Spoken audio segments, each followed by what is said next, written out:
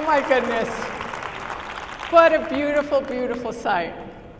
This is what democracy looks like. Buenos dias, Santa Fe! Buenos dias, de Dios. Good morning. Good morning. Oh, I need to tell you, I'm almost like emotional because I'm grateful for so many things as we sit here today on a beautiful, beautiful Saturday spring morning. But what we want to always do is start with the Pledge of Allegiance and the salute to our beautiful New Mexico flag. I'm going to ask the young women from Tomorrow's Women to lead us in that pledge. Where is she? Oh, there he is. She's being shy.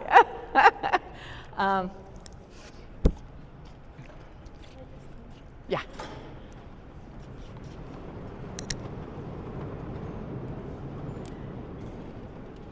I pledge allegiance to the flag of the United States of America and to the republic for which it stands, one nation, under God, indivisible, with liberty and justice for all.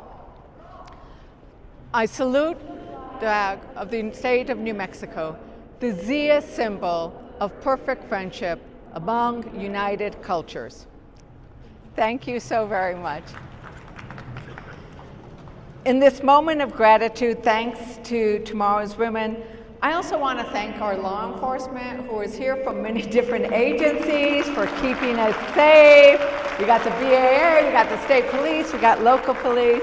And I want to thank this school. When we first announced our town hall, we were in a smaller venue, and then we got RSVPs that exceeded between in-person and people signing up over 1,000 people. And you know, it's spring break, and so all the gyms were like closed, and I really want to thank this school for lending us their gym, even as they're going to be able to have, so thank you very much to the school. But most of all, I want to thank each and every one of you. As I said, we had a great outpouring of interest in coming to a town hall in person to have a conversation about what is happening in our country. And some people couldn't make it. They couldn't make it because we changed the time so we could accommodate more people. Or it's springtime, and a very good friend of mine who I respect a lot, Gary, who works here, he said, Teresa, I can't do it because I got to go north to clean the acequias. And I was like, oh, I get that, right? I get that. Because I was a commissioner for an acequia. And it made me think that I wanted to start my remarks today talking about the story of acequias and how they are a beautiful symbol of where we are in this moment in the United States. I loved getting up really early.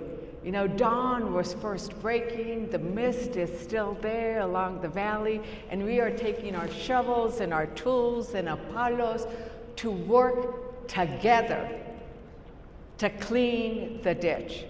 Because we are going to work together. No matter what your own life circumstances is, do you have 1 acre of a small orchard, a very large farm that is your business, pasture land where you raise your cattle? It doesn't matter, because you all came together to work on the acequia, which is owned by all and is cared for by all. And everybody who works to clean that ditch owns a little piece of the stream. Just like the way all Americans should own a little piece of the American dream.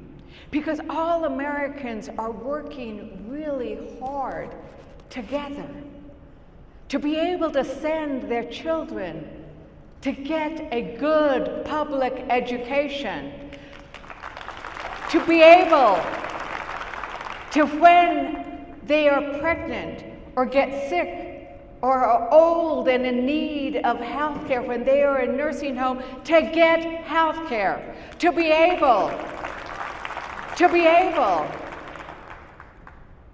to buy groceries and pay their bills and get a home of their own and maybe have a little left over for fun. Because we are working together when we recognize that the American dream is not something that we own individually, but it is something that we work on together, and that everybody in society has a stake in creating that American dream. And everybody who works that American dream, whether you have a small business, a big business, whether you work for the federal government, whether you have gone and fought for our country, whether you are disabled and can't work. Everybody is part of that American dream, and when we recognize that we must honor everybody in the United States, whether you go to the same church I do, have the same color of skin I do, speak the same language I do, whether you are unique in your own ways or different or similar as I, we all work together and are part of that larger history. But right now, we have a president and a billion-class cabinet who don't understand the value of working together and respecting each other, and respecting our veterans, and respecting our federal employees, and recognizing that we are in this together.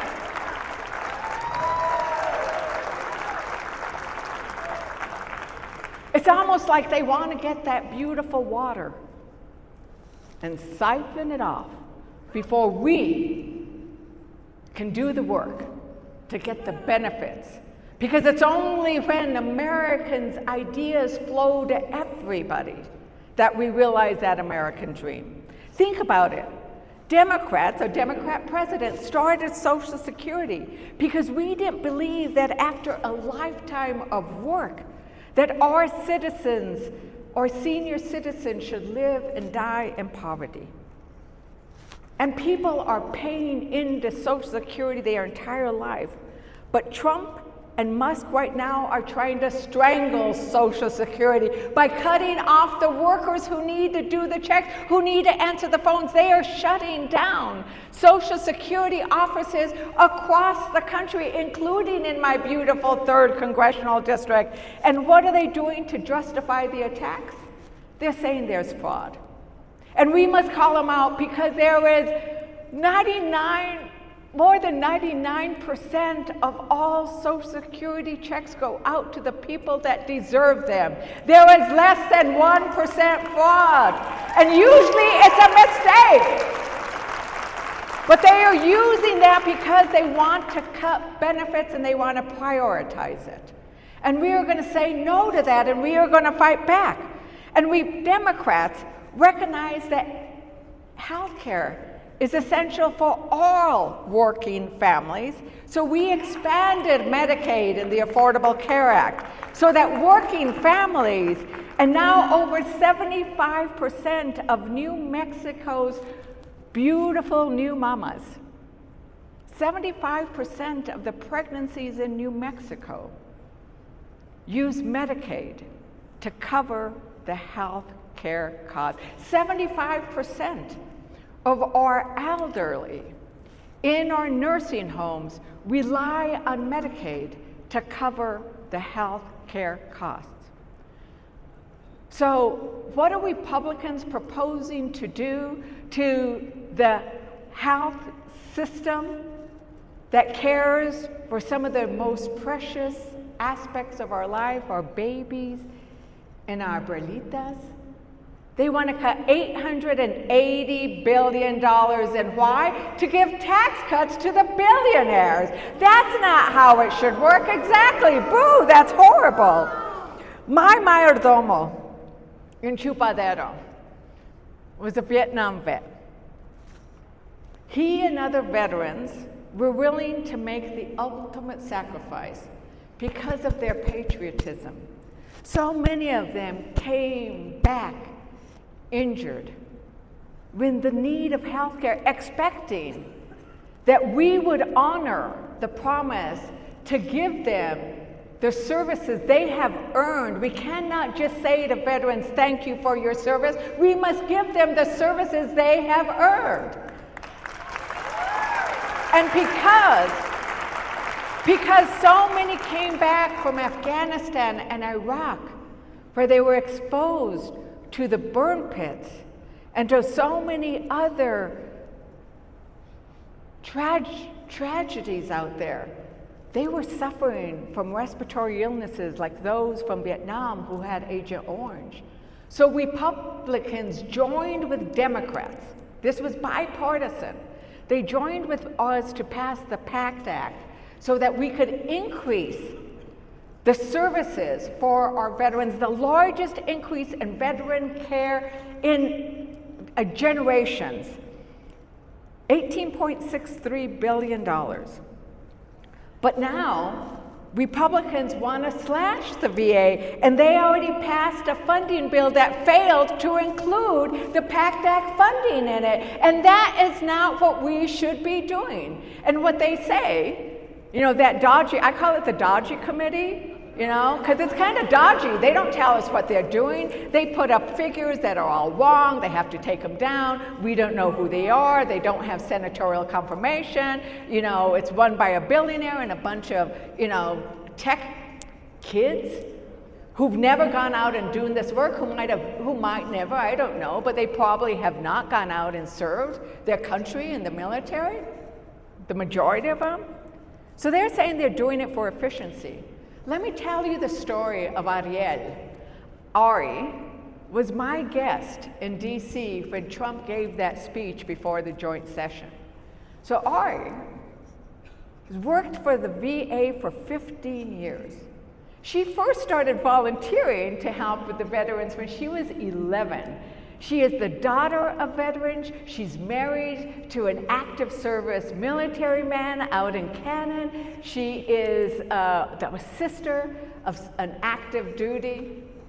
And her job was to make sure the VA was more efficient, because the reality is the VA has problems. We do need to improve our government and how it serves. So her job was to say, how do we get this money that has put in and make sure that we hire the kind of doctors, that we bring them in, that we cut down the waiting times for our veterans so they can get the appointments faster. So the woman whose job it was, and in fact almost her entire team, whose job it was to improve efficiency, got fired by the dodgy under the name of efficiency. That is hypocrisy. That is hypocrisy. And not only that, it is dangerous. What they are doing in terms of saying we are going to get efficiency, we are going to cut government without even thinking about what they're doing, just saying we're going to cut it in half. Without even saying, what are people doing? How long have they been here? Where do we need to cut back? Where are regulations too burdensome? They are not doing any study. They're just going out because they want a number. They want a number so they can say that we did something. That is not doing something. That is destroying something, not doing something. 83,000 VA employees. They want to terminate 83,000 VA employees. And they call them DEI hires. They say that they might not be fit to serve. Well, I need to tell you that yes, the VA does say we want to hire veterans. Because veterans know best how veterans feel about things. That's not DEI. That is smart when you ask me. And not only that, when they want to beat up on diversity, equity, and inclusion, I remind them of our beautiful flag that we just saluted over here, where we talked about the beauty of our diverse cultures. Because in New Mexico, we know that diversity makes us strong.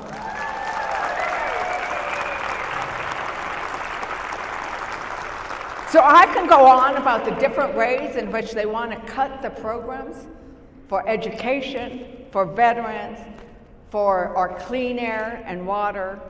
They want to cut our ability to vote. I mean, it's a very long list. But it comes down to the fact that they are betraying the voters and the promise that they made. Listen, Trump won the election. He won the election by, less, 1.4%. It's a very small, that's not a mandate, it was small. But he won.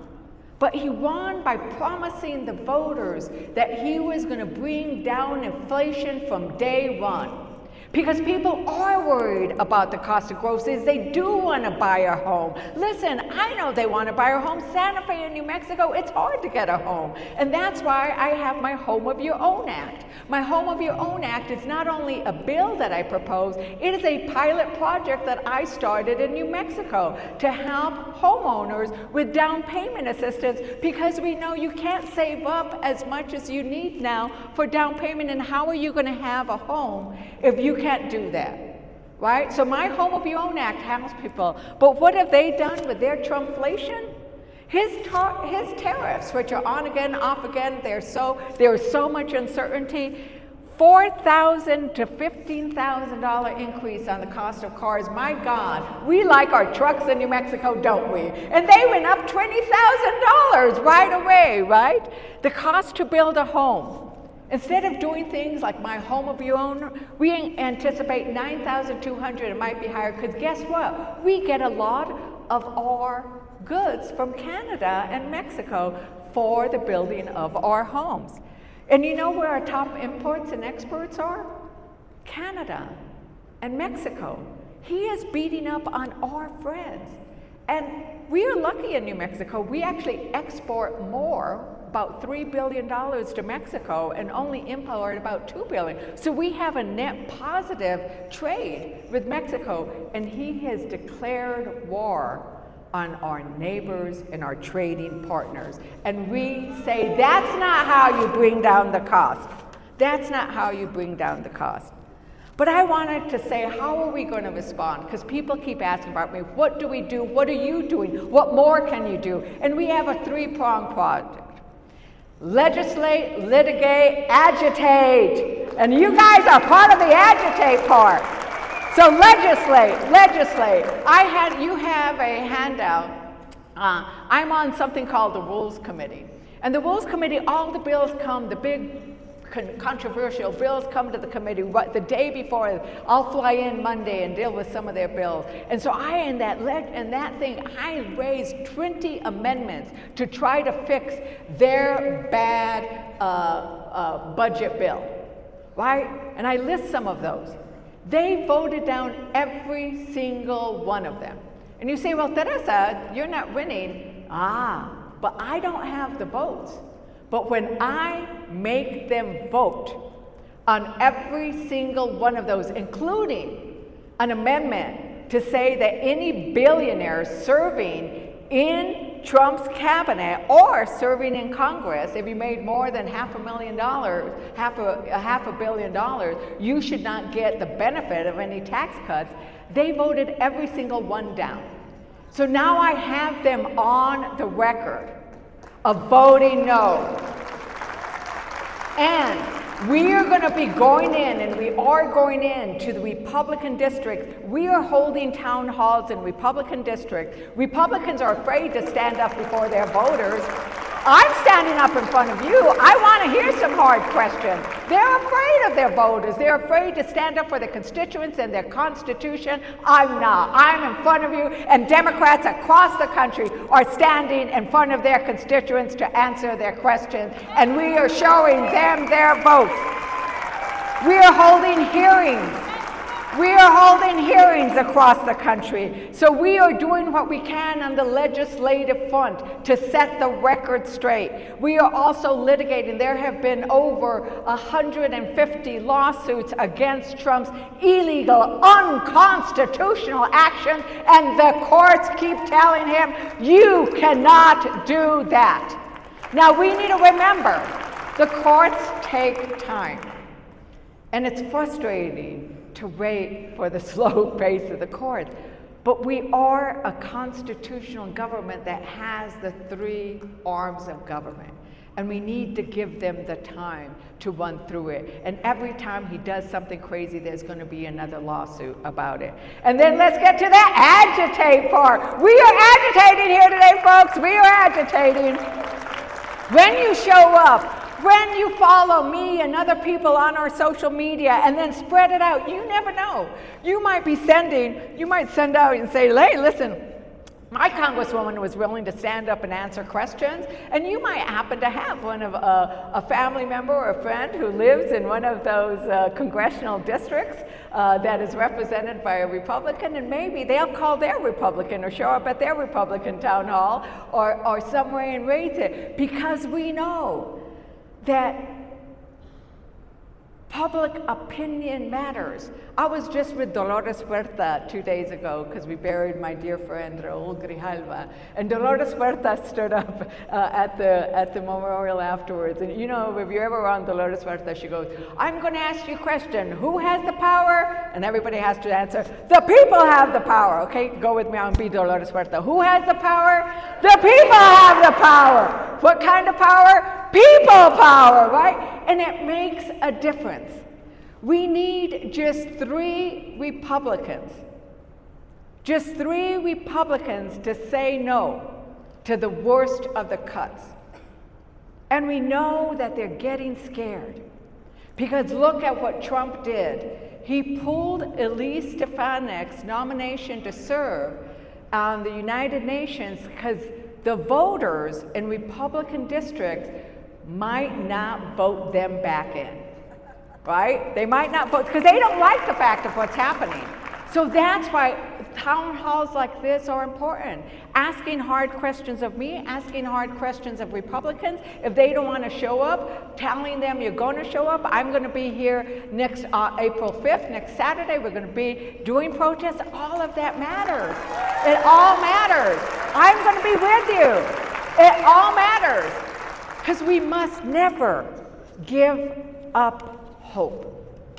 We must never give up our political power, the people's power. And going back to the acequia analogy, when we are doing the work we are doing today, when I am doing the work that I do every day when I fly back to DC, and I need to tell you, I get on that plane and I look down, and it's hard to leave New Mexico, right? And I leave really early in the morning, and I imagine, because I've been in all of the homes. I've been in the homes on the Pueblos, on the Navajo Nation, you know, in the small villages, in the rural areas, in Santa Fe, in Taos, in Farmington. And I imagine people getting ready for their day, getting their kids ready. And I know it's them. It's their life and their possibility and their hopes and their dreams that I take with me. And what we are doing by showing up today is we are cleaning our beautiful acequia of democracy. We are working to make sure that the beautiful waters that we are fighting for, our education, our respect for each other, our Social Security, our veterans, are our place in the world as a beacon of democracy and prosperity. And thank you for coming here with your palo and your shovel to hold me accountable. Muchísimas gracias. We'll get to some questions now.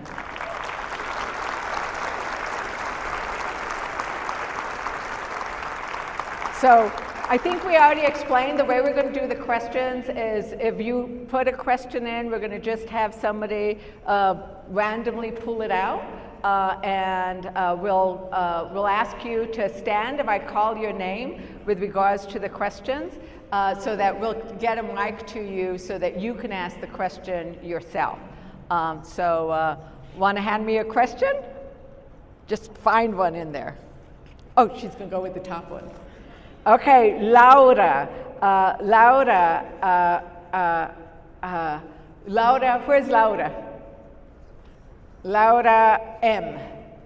I'm not going to say your last name. Can Laura M stand? Where's Laura? Oh, Laura.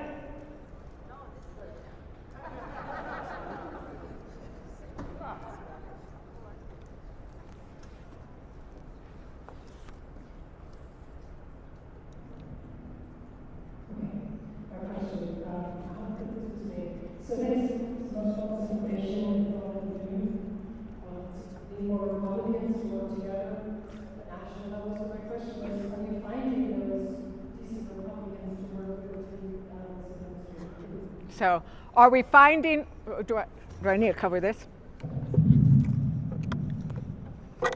Hello there, can you hear me now? Okay, yeah. Can you hear me now? So are we finding, we're live streaming, so, you know, I love going up it. You know me, I'm like all over the place. Am I in the right place, Julian? Am I in the right place for the live stream? Okay. So the question for those of you, did everybody hear it? Are we finding Republicans who are willing to work with us and stop what's happening? And this is really where it is very sad that we are not seeing Republicans willing to publicly, with their vote, say no. I have a lot of Republicans who will lean over to me and say, oh my God, I have a lot of federal employees in my district. I don't know what he's doing. This is crazy. I'm worried about this. I'm worried about that. You know, what he's done with regards to the military, the divulging of, oh my God, I mean, what do you call it, right? And so Laura, I think I want to thank you for raising that, because in order for our society to work and our government to work, we do need bipartisanship. And Democrats, we like bipartisanship, but Republicans right now are terrified of Trump. They're terrified of a primary where they will put a lot of money against them. But what we need is we need just those three in the House to stand up and say, I care more about my Constitution and about my constituents. I have talked to several, I've had 2 commit to me that they will help save Head Start. I'm a Head Start baby. I believe in the importance of early childhood education. There are a couple of others, including Republicans, one Republican who went to Head Start, another one who came out of working in Head Start, who've told me they will work to save Head Start as an example. We need one more, and then maybe we can take that off the chopping block.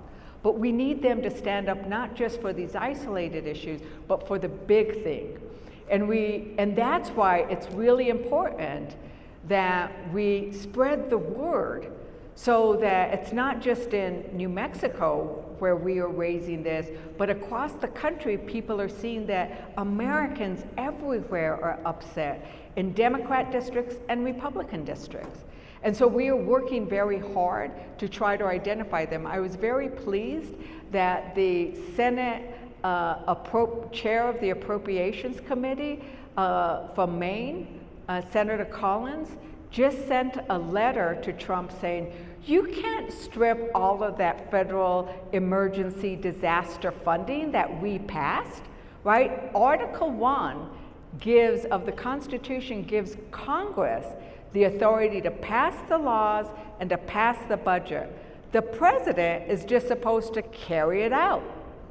And so for the first time, we saw a top Republican in the Senate say no. Now let's see, because remember for all those confirmations, all those people had a problem maybe with the Secretary of Defense nominee, but they all ended up voting yes. So what we need is we need to keep the pressure on them so that they say it not just in quiet to us, but out loud with their vote. So keep the pressure up, folks. Keep the pressure up. If you know anybody in Maine, call them up and tell them to keep the pressure on Senator Collins, because she's saying the right thing right now. Will she vote the right way? That's what we want. Another question. And we're going to try to take from the different areas, I think. Hello, thank you. Kim, where is Kim P? Hi, Kim. She's way up there. Do we have somebody who can get up? Oh, AJ's coming by. Hey, while we're waiting, I want all my staff to raise their hands so that everybody can see them. All my staff raise their hands. My staff loves interacting with you. You have our phone number on the sheet we sent out. Call them. We need to hear from you. The stories you are sharing with us make a difference. In fact, as I point we actually were able to unfreeze some funds of Roberto from Farmington. His funds for his agricultural funds for his farm got frozen. We had a press conference on it, and miraculously those funds were unfrozen. So, you know, keeping the pressure up makes a difference. But hi, thank you for having the town hall. And my question was, what are our congressional representatives doing to keep immigration and customs enforcement out of our public schools? yeah, thank you very much for that. Thank you very much for that. And I think that this is one of the issues, is that we need to recognize that immigrants in our community are caring for our youngest children, are doing important and hard work.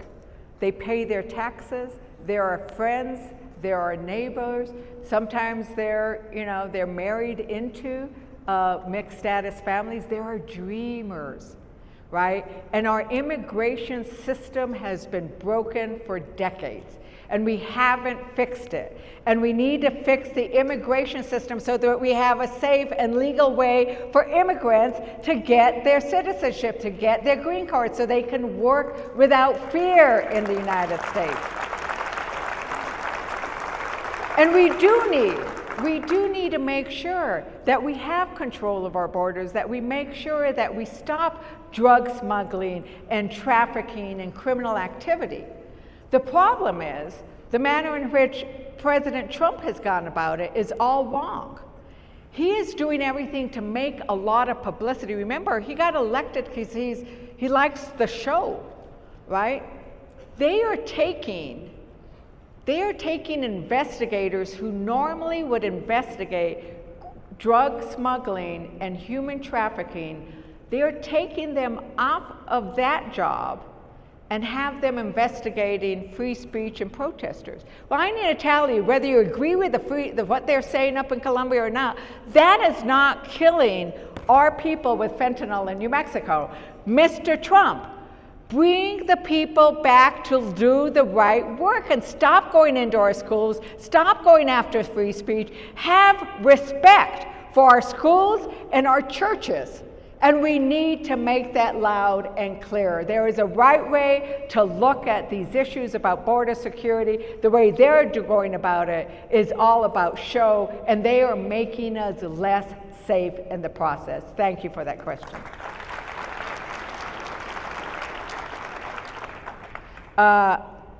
Is this Bruce? It's Bruce regarding protecting native lands in New Mexico. Bruce, is that what I'm reading, Bruce? Mr. Gomez, if you could stand. There we go. And sorry, I couldn't read your handwriting. Thank you, Congresswoman Ledger, for joining us here. My question is, we have public lands, we have lands that are being looked at by the Trump administration, and especially here in New Mexico, we have quite a few chunks of land here which belong to the federal trust land. What measures have we can use to make this happen so that we can proceed to work this so that it's not taken away from us? Thank you, Mr. Gomez, for that question. Did everybody hear it? Kind of, I think, from over there at Ricochets, everybody hear what are we doing to protect tribal trust land? Thank you for carrying about that, because here in New Mexico, we know the value of the tribal trust lands as the remaining lands of our Native American tribes.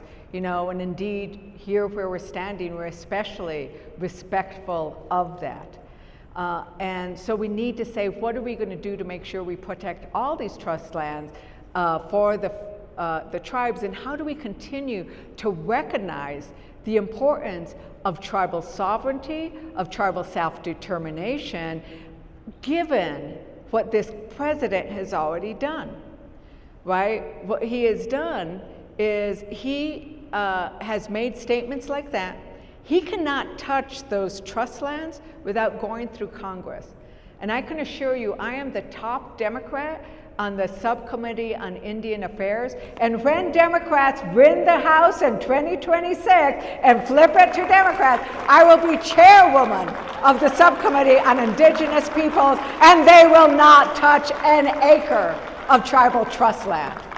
But what has he done? Under President Biden signed an executive order saying we should respect tribal self-determination and sovereignty, recognizing that sometimes it's too bureaucratic. It takes too long to get things done. And he signed this beautiful order that said, let's cut out some of the bureaucracy, let's do things that we can make it easier so that tribes can exercise their self-determination and sovereignty. President Trump overturned that executive order. How can you be against tribal self-determination and sovereignty? It doesn't make any sense. He removed all of the pages recognizing the code talkers who helped us preserve World War II, right? But what happened there? There was outrage, the agitate, the people power. There was outrage from across the country, and they were forced to put it back. So that's what happened. So don't feel like we are hopeless or helpless. When we express our outrage, and it is universal, they are forced to put it back.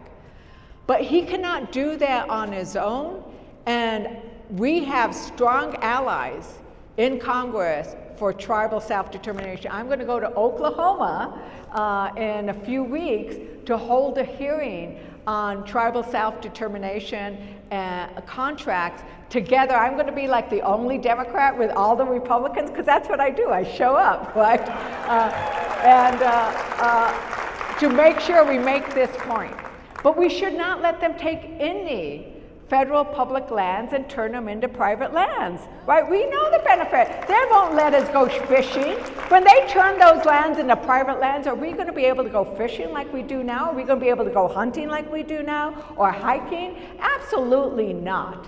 Absolutely not. So we are going to protect that acequia, those beautiful waters in that instance, is our public resources belong to the public. Muchísimas gracias, Taha, for your question.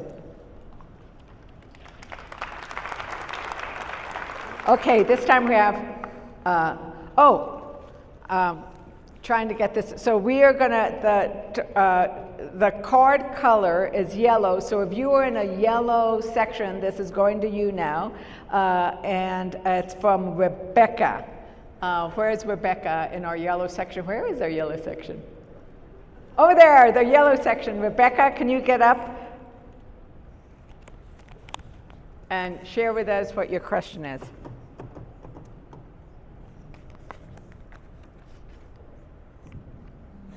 Is Rebecca still here? Rebecca. Okay, if I don't see Rebecca stand, we're going to go to another question, because we want to be able to have you ask the questions rather than me read them out loud. We're going to the blue section, and we have Joanna has a question about seniors and Social Security. Where's Joanna? Hi, Joanna.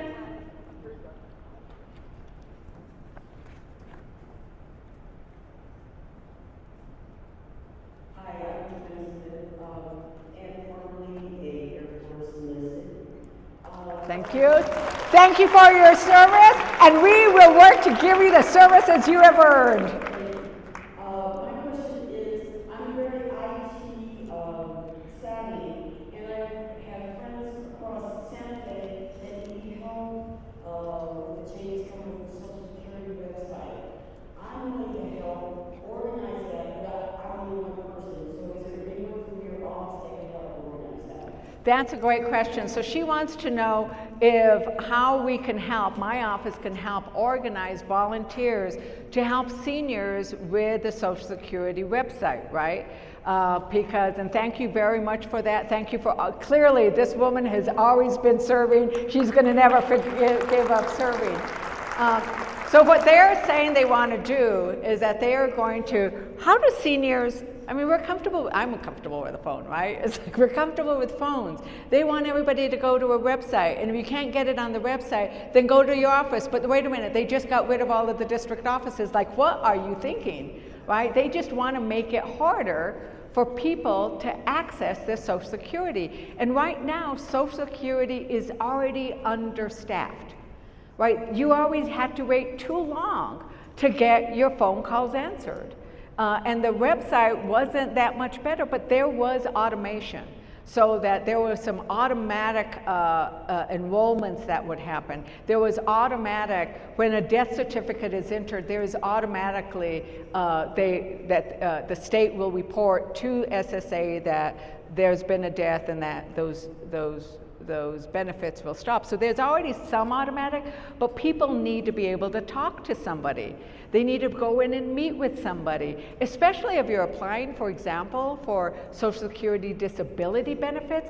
That's very complicated. You need to be able to sit down. I had a Social Security event a couple of weeks ago, and we had both an expert who had gotten pushed out of Social Security. She was one of the top people. Guess what her job was? Talk about efficiency. Her job was to make sure that Congress and the United States had the data for how many people were coming in, how much stuff was going out, where was the fund, when was it gonna, it's in trouble, right? We know Social Security is in trouble, we need to do stuff. She had the data.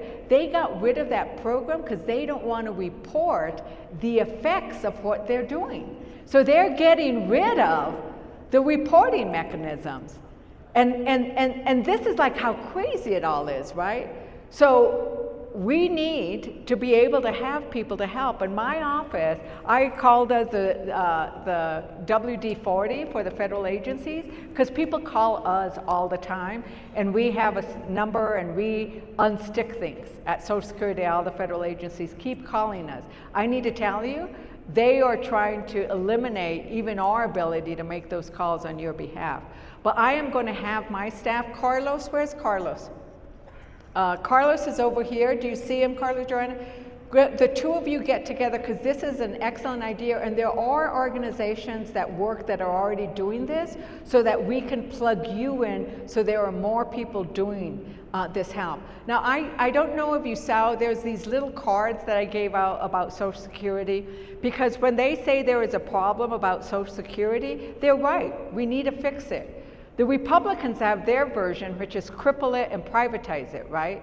Well, what I am co-sponsoring, and what I co-sponsored last Congress and will do again here, is saying people don't know that not everybody pays into Social Security.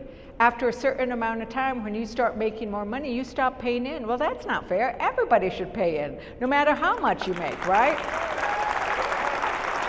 And if we actually require that people who are making over $400,000 a year can, pay their Social Security taxes, guess what? Social Security becomes solvent. We can actually, that's how you fix it, not by cutting benefits. But they never seem to want to tax the rich. And the reality is the rich are rich, and I love the fact that they're rich. I have a lot of good friends who help me, run this office, and who are our neighbors and our friends and might be in the office. You know that small businesses and big businesses, it takes everybody. You make that money because working people buy your goods and services. It takes a healthy economy where everybody is thriving to actually make the millions and billions for our big corporations. So that's how we want to protect Social Security, is making sure everybody pays their fair share.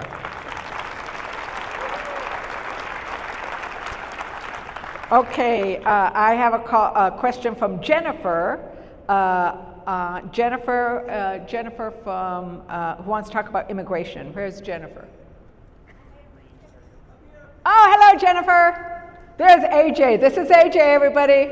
I'll start calling out my staff names so you'll know to go find them. AJ works a lot on healthcare issues, on acequias, on all kinds of wonderful things. Jennifer. Hi, I'm a public employer here in Commonwealth. We're seeing people disappear on the streets with no judicial warrants. We can't track them, so they don't get into the process. What are you doing to stop that? Because what we're seeing is that on the immigration front, they're being taken to foreign jails.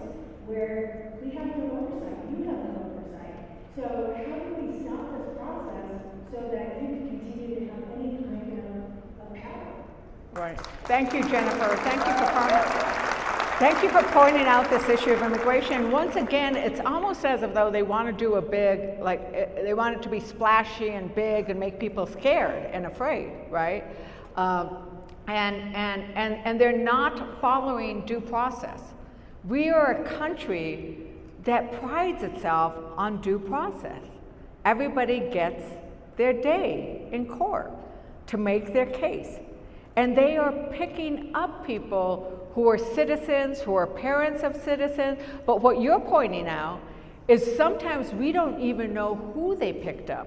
There were 48 people that were picked up in New Mexico. We know that they had, and so what we're doing is we are pushing to get answers. We're pushing to say we don't agree with this. We are pushing from the congressional level, working with the state. I just had a conversation with the governor yesterday about this, to be able to push back against what they are doing. We have Know Your Rights cards, because we want people to make sure that they try to exercise their rights, so we hand those out to people. I didn't know if we brought any of those here, but we're doing things like that to try to bring attention to that and push back against what they are doing.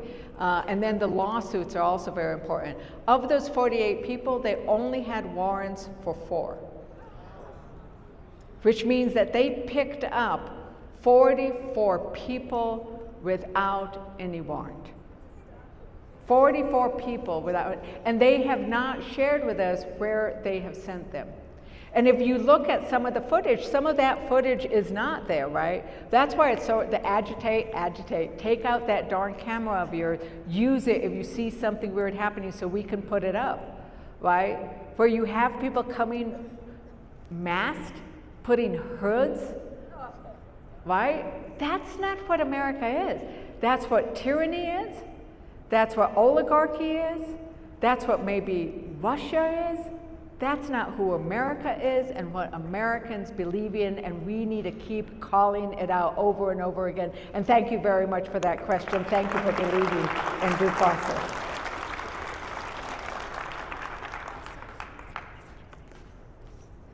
Oh, this one's really important. Thank you. So you have great staff. Julian over here is, he flew down from DC to participate in this. So whistleblowers are really important because whistleblowers can provide the information for the lawsuits that we need to keep bringing against what Trump is doing. There is actually a statute that's called the Cretom Act, which is also about corruption, because we know that when Musk is saying, oh, you can't get your $6 a day for food, because do you know that's how much you get if you're on SNAP? $6 a day to feed. $6 a day. How do you actually have 3 nutrition meals with that? He gets $38 billion from government contracts, and he has gone in and is pressuring the FAA, NOAA, all kinds of people. He now went and got the information about his competitors, and he now wants that. That's what I call corruption, right? And we need, if people see anything that they think is wrong, there is a whistleblowers website that we have, and this is up on, I have a website. Go to my website. If you haven't signed up for my newsletter, sign up for my newsletter. And we have a crisis. We have a crisis page on our website that's about everything that's happening.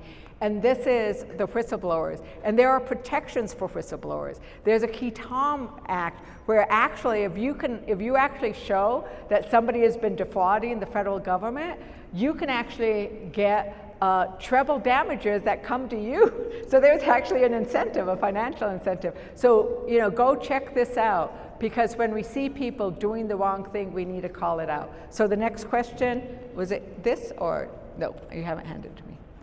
Over here. Okay, from Nancy. Nancy wants to talk about actions against the Trump administration. Where's Nancy? Her? Pink section. Do you happen to know where's the pink section? Over here? Here. Oh, the middle one's the pink section. Where's Nancy? Oh, you found her right up there. Hi there, Nancy. Hi. So I'm just horrified by everything he's doing. It's cruel, it's diabolical, it's so anti-democracy, and it's just tragic what's happening. So I want to know what we can do as citizens to push back. What are the most effective ways that we can push back against this? For our citizens. Thank you very much about that, Nancy. And I think a word you used was very key. It's cruel. Right? There is a cruelty in what we are seeing, which is separate from, I have anxiety about the prices. I'm going to vote for this president because I want some change. I'm worried about how expensive things have gotten. That didn't mean that you wanted cruelty. That didn't mean you wanted to fire half of the Department of Education, get rid of it, which is cruel. That didn't mean you wanted pregnant women to not have health care, right? That was not what I think a voter signed up for. That cruelty and the idea that America is no longer looking like America, and the question that we heard earlier, right? That's not what I think voters wanted, or the majority of voters who voted for him wanted. So what are things we can do? And I'm going to go back to that. I've got a job to litigate and to legislate, but you all have the job to agitate, right? And it's that people power that does make the difference. And when you think the letters and the calls aren't making a difference, they are. I can stand up and say, I have gotten blankety blank thousands of calls. When Republicans, we need to remember that the phone banks have been shut down in Congress and the White House because so many people have called in. And that scares them. That scares them. The tanking of his approval ratings is important.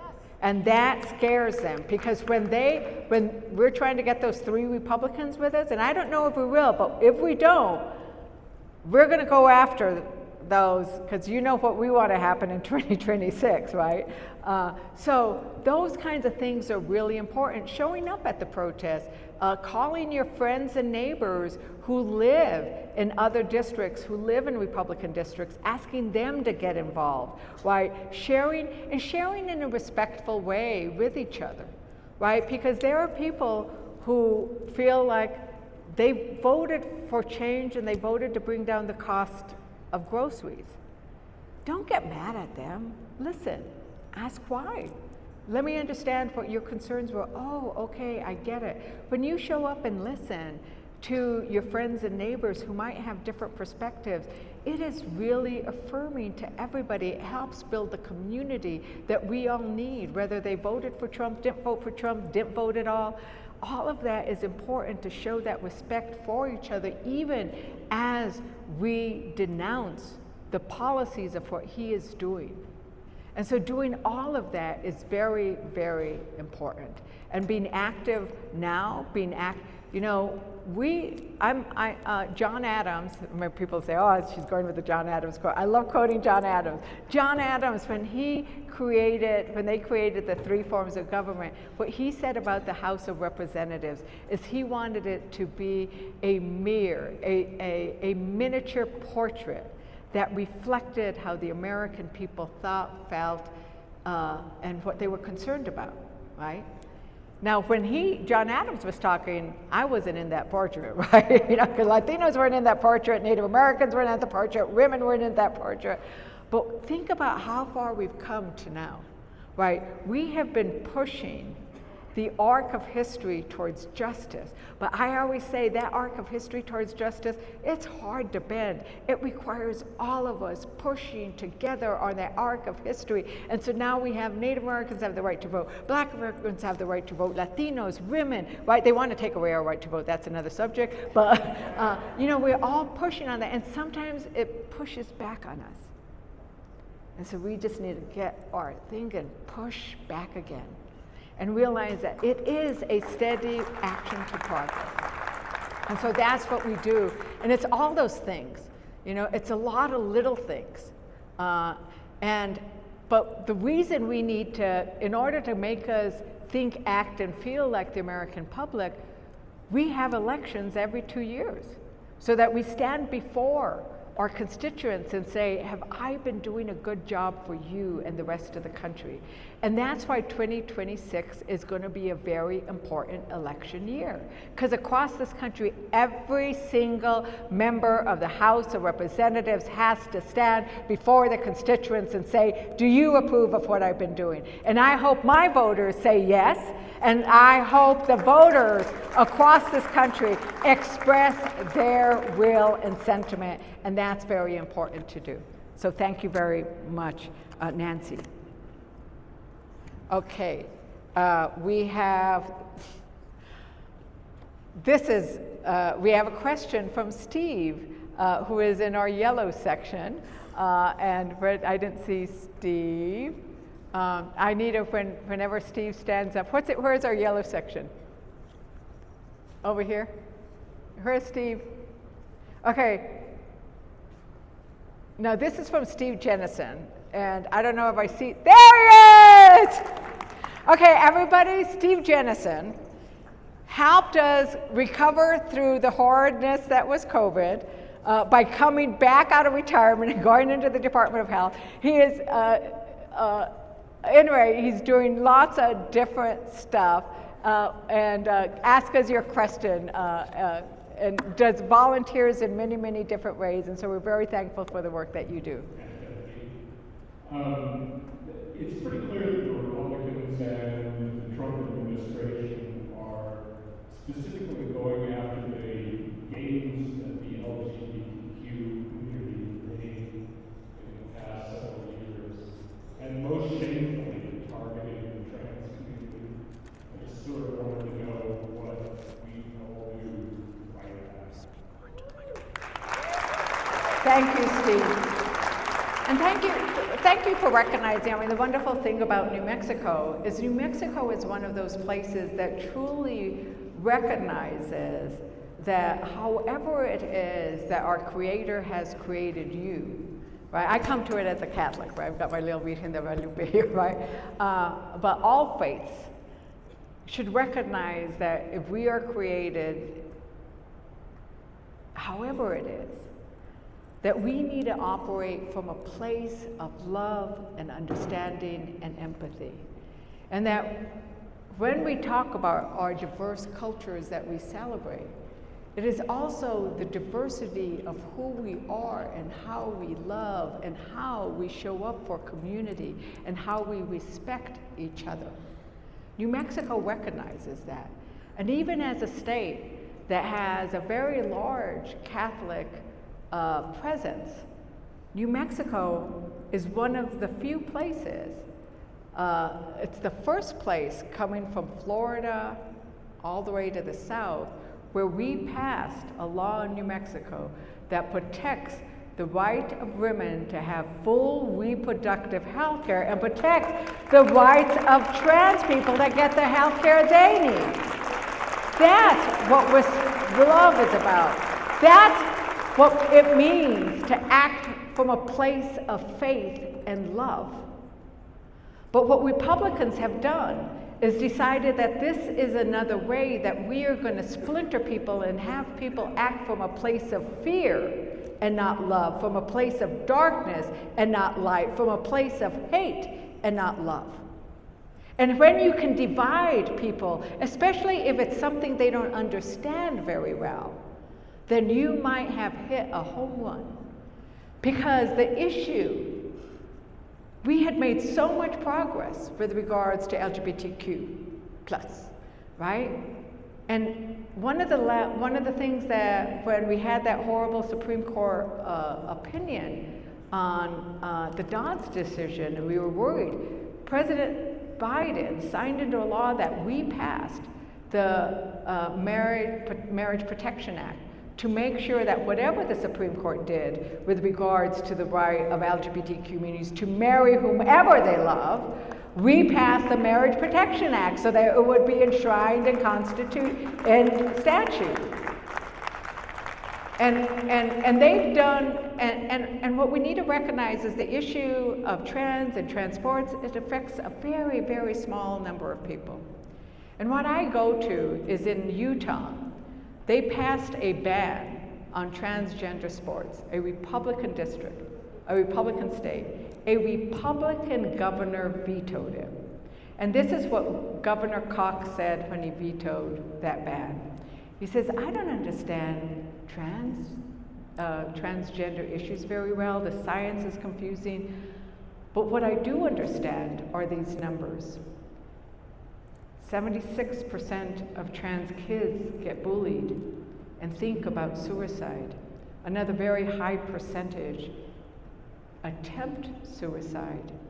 In the state of Utah, there's only one girl who is actually participating in sports, one trans girl. Never has the attention and the anger of so many been directed at so few. I don't understand this issue, but I do know this. These are children who just want a place to belong, people to support them, a team to play in. And all I know is I want them to live. I want them to live.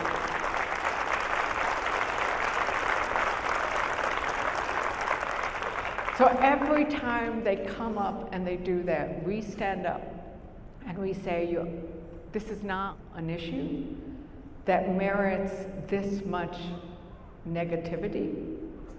And why are you doing this? You're doing this because you don't want to focus on the issues, like the fact that the prices are going up, that nobody likes your Trump tariffs, that nobody likes cuts to Medicaid. That's why they're doing it. They don't want you to pay attention to how they're actually impacting your lives. And that's how we fight back.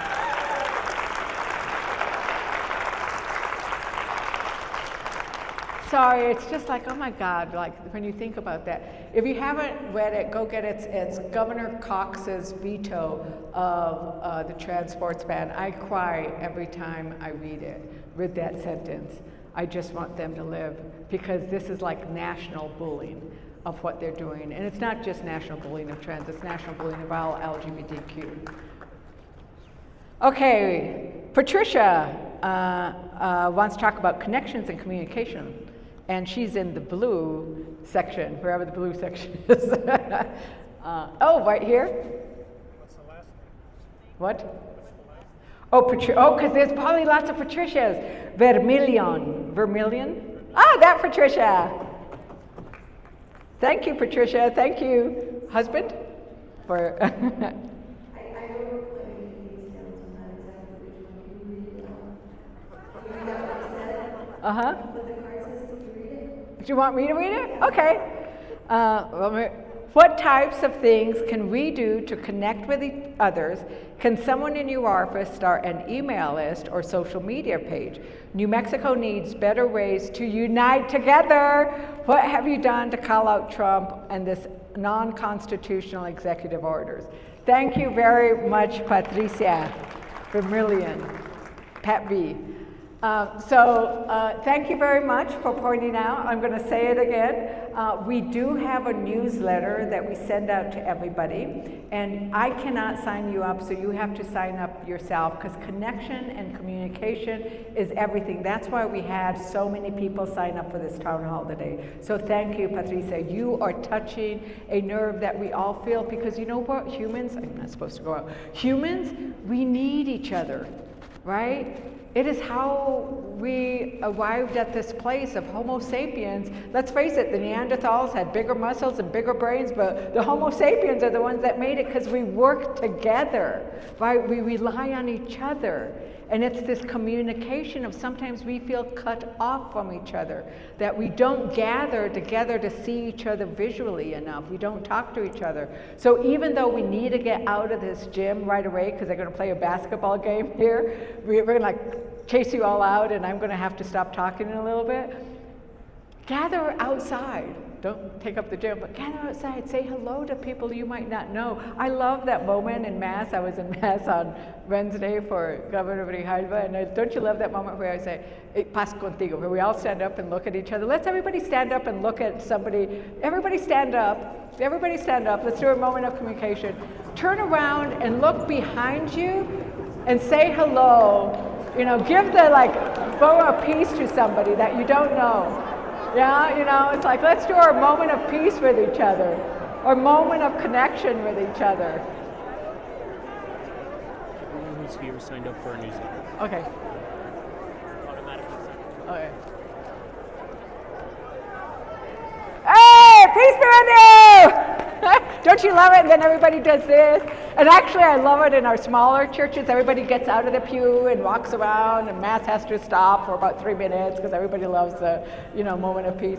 I have been told that you are signed up for a newsletter, so have your friends sign up for the newsletter. I am on social, on Blue Sky, on Instagram, and all of those things. So you can go there and see what I'm doing and comment. You know, sometimes there's these bots that do a lot of negative comments. So it would really be nice to have some nice comments, right? Because then people can feel it's like, no, because there is a lot of bot happening against people like me. There's a lot of threats that I get. So having nice comments will really help. And then just looking out for each other, like figuring it out. And this is an official event, so I can't talk about campaign matters, but think about that, getting involved in however it is in your society, whether it is helping figure out how to help with Social Security. Our veterans need a lot of help. They don't have enough people to drive the vans to get them to their appointments. If anybody wants to help drive their vans, there's a lot of opportunity for civic engagement, for volunteering in New Mexico. And maybe one of the things we could do, and we're going to send out a newsletter that tries to summarize some of the questions here. We'll send out a place of places where people can find to volunteer. Our food bank, they cut $1 billion of food, of money that was used to buy food from the farmers and ranchers who are getting their money from the acequias, those small local foods and farmers. Our food bank has seen an increase, a 30% increase in hungry people, and they're getting less food. So that's another place to send up some money, show up to volunteer. There's lots of opportunities to work with each other. And then, like I said, I would say over and over again, communicate everywhere. Communicate everywhere, both in New Mexico and with anybody. If you came here from Arizona, make sure you let those people in Arizona know, from Texas, from everywhere. Communicate, because I think the world needs to know what you are feeling. I am listening to it now, but I also think the rest of America needs to know too. So I only have time for maybe one more question. Okay. So, Sean M. How about that? Sean M. We've been trying not to use your full names because we just out of privacy and respect. So that's why I didn't have to use the full name right away. So Sean M. Wants to ask a question, and he's in the green section right there. AJ's on it! It's pretty similar to the question earlier, but we're waiting for the time to determine those Republicans who are brave in private, they won't come out in public. And so if you can talk about that more, because I think that's what we need to determine that. Yeah. So the issue of, I didn't hear it completely, but your card said the need to have Republicans denounce what's happening as well, right? And that's similar to what we've heard earlier. We have a need to have Republicans stand up for their Constitution and their constituents. I say it over and over again, because they can't just tell me privately, right? They have to do it with their vote. And what's really sad is, with regards to what happened with the Signal chat and the divulging of secret information that put our service members at risk. Our service members were at risk. So if you care about national security, don't go telling me, that's why I don't like, if you're going to wave that American flag, honor the American flag, honor the people who serve under the American flag. Honor the Constitution. Don't say, wave that American flag, and then be willing to throw out the Constitution to say we're going to impeach any judge that rules against us. That's not in the Constitution. The Constitution says we honor the courts. We honor Congress and the administration. We are a three-part organization in government. And we are a democracy. So if you believe first in that oath that you took, not to a man and not to a party, you took an oath to the Constitution to defend it against all enemies, foreign and domestic. Honor the Constitution, speak up, vote your conscience. And once again, I will go up to some of my colleagues. I do a lot of bipartisan work. I have the largest rural district held by a Democrat. Because, right? It's like, and I love my rural district. I'm a daughter of rural New Mexico, so I love going out. I love my rural district. I spend a lot of time there. I talk slaughterhouses. I talk dairy farms, wind farms, oil and gas. All of that's in my district. I have this beautifully diverse district that's not just diverse because of mountains versus plains. That's also diverse in terms of economy, perspectives, all kinds of things. And I will go to my Republican colleagues and say, let's work on a bill together, let's work on this issue together, will you help me get this, will you help me get that? And I get a lot done on a bipartisan basis. But I need them to stop whispering in my ear and to say it out loud. This is not right. I will stand for the Constitution, I will stand for my people. And I think that one more. Julian, everybody say thank you to Julian. He's letting us get one more question. Okay, we're going back to pink. Matthew H.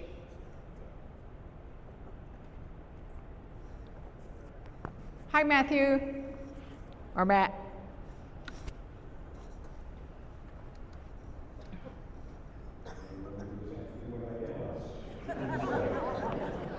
Well, now you can ask whatever you want after everything you've listened to. What would you like to ask? You get the closing question. Well, I guess what I'd like to ask is kind of to preface it. You see people saying that strategically we should just let the Republicans create their own mess, and then we'll merge from that. And then you have Bernie and AOC who are telling us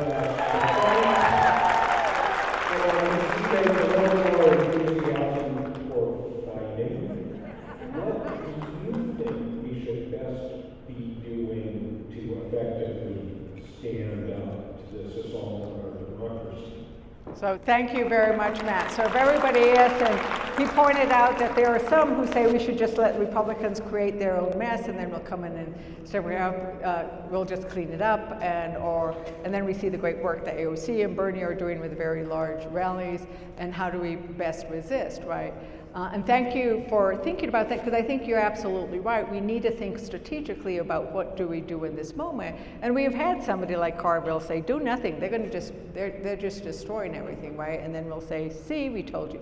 I can't do that. That's not my job, because several things. One is I keep thinking, you don't know how often I think of that child that died of measles. And the measles outbreak is in my district. And that's just one of the deaths that we are going to see from their policies. And I think of the hardship that my communities are going to face. What happens to the thousands of teachers in New Mexico who lose their job if we cut the Department of Education, right? The Department of Education was created by Jimmy Carter, a Democrat president, because he recognized that across America, there was uneven public schools. Schools in areas where there was more wealth had better funding. Schools in the South were refusing to integrate. Students who wanted to go and get education after high school from working families, from poor families, couldn't afford, from middle class families, couldn't afford it. So they created the Department of Education, and it does some key things. It funds special ed, disability, and I see a teacher up there who's nodding her head in agreement. It funds more teachers, provides more funding to what is called Title I, but it's basically those schools who have less resources. It funds the Pell Grants and scholarships, and importantly, it investigates discrimination. So imagine, I'm just using this as an example, imagine if we do nothing and let them eliminate the Department of Education. Think of all of the kids. You know them, you might have been them. I am one. I used the Pell Grant to get my college education. I could not have afforded it otherwise. I was a Head Start baby. I come from a school that received that funding, right? Where would I be? Where would many of you be if you got that? Think about it. Your grandchildren, your children. We cannot let sit by. We have to fight it, right? And we strategically fight it by doing all of the above, right? We do all of the above that we have talked about today. And if any of you have any great ideas of what else to do, of how else to work in concert, let us know. I need to tell you, we, the Democrats, are on message. A lot of times, you know, Democrats always aren't our message because we care about a lot of different things, and we are a big tent. We have a lot of different people. And so sometimes we spend our time, especially after we lose an election like we did, complaining about each other. It's not time to complain about each other, right? We needed to be honest about why we lost, and we have spent several months being very honest about how we lost that presidency. But I also need to tell you some good news. For the first time in history, the party that won the presidency lost seats in the House of Representatives. For the first time in history, Democrats increased our margin in the House, even while a Republican won the presidency. Why? Because we are closest to the people. We were telling our stories. We were listening to the stories. And we're going to keep doing that. We're going to keep showing up and doing that, and we're going to keep supporting the unions who are doing that across this country. Trump just tried to destroy the unions. So for those, you know, it's talk about betraying, he received some union vote. And what did he turn around to do? Eliminated all federal unions, except where he can't do that. That's illegal. But that's where he stands. He wants to destroy the power of the working person. And we're going to stand up against that and bring suits against that and walk the picket line with our union workers. We are going to try to get resources. I need to tell you, our immigrant organizations, people used to send their money to resist Trump. They're not doing that anymore. They're afraid. So we need to support those organizations with not only our hearts and showing up for them, but if we have the ability to help them out in other ways too. Right? So we have to do all of that. Like, it is not a moment to just say, oh, I'm going to just wait till the next election and maybe I show up and vote. It is a moment of resistance. We are the guerrilla warfare. We are the ones who are going to make it happen. And I wanted to end with a quote. Let me see if I can find it. Here we go. And I'm going to actually read this quote because I've kind of messed up. You got my John Adams. That was really a paraphrase. Didn't get the quote exactly. But I wanted to end with, you know, I did our Cesar Chavez and Dolores Huerta, we're the people, and Si Se Puede, right? We know that we can do it. But they recently had the reenactment, the Freedom March over the Selma, in Selma, right, the Petty Bridge.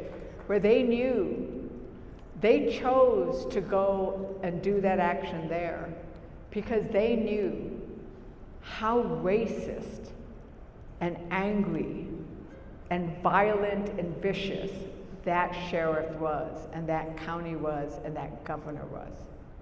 So they didn't say, let's go where it's easiest. They went where it is hardest. And this is how John Lewis described that.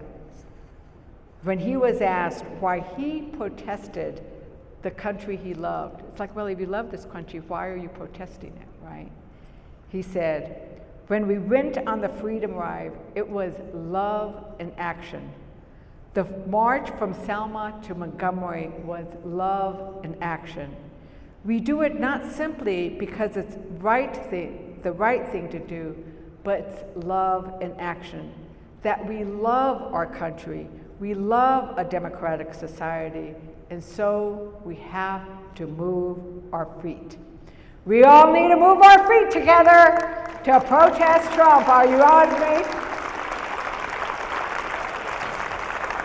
And let me say it again, we only need 3 Republicans. We need to have them either vote with us or we need to vote them out of office. And that's what we're going to do, and we're going to make sure we happen. Follow me on social media. It's on your page. Let people know what we did to here together. Stay involved, stay committed, stay in love with your country and your community. Muchísimas gracias.